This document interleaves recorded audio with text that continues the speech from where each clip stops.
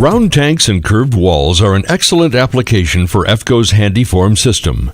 Standard HandyForm panels used with HandyForm flexible panels will form the required radius.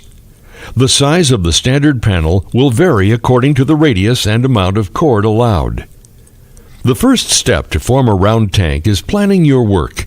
An engineer can calculate the inside and outside circumference of tank walls. The second step is to select the standard panel module for the tank, depending on the allowable cord dimension.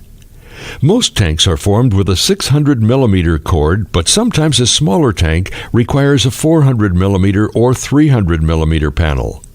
Some very large tanks may use a 1200 mm cord. The normal assumption is that a 50 mm flexible panel will be used between each 600 mm modular panel on the inside of the wall. Completing the outside plating plan requires using wider flex panels in order to make up the difference in the circumference of the inside and outside of the tank. After the wall line has been established, it is necessary to fasten a base plate to the slab or footing. This base plate can either be strips of plywood cut to the radius or a series of short lumber pieces equal to the cord length. The best method is to erect the inside of the curved wall or round tank first. To begin erection, place both edges of the form panel directly above wall line and nail to the base plate through the holes provided in the bottom flange.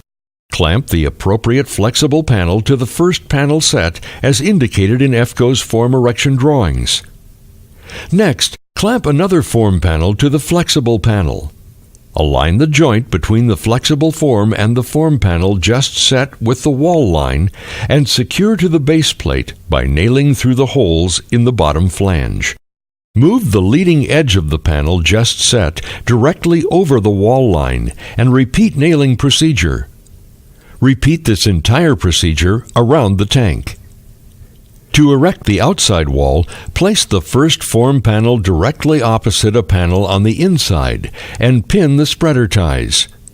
Nail the form panel to the base plate to prevent horizontal movement.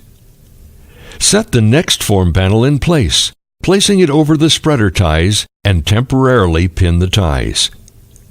Set the required flexible form between the panels and clamp, making sure that all pins are securely in the locked position. Caution: a vertical row of spreader ties is required on both sides of the flexible form panels. When the diameter of a round tank exceeds 21 meters and job specifications allow, it is possible to eliminate the flexible form on the inside and use take-up panels on the outside as required.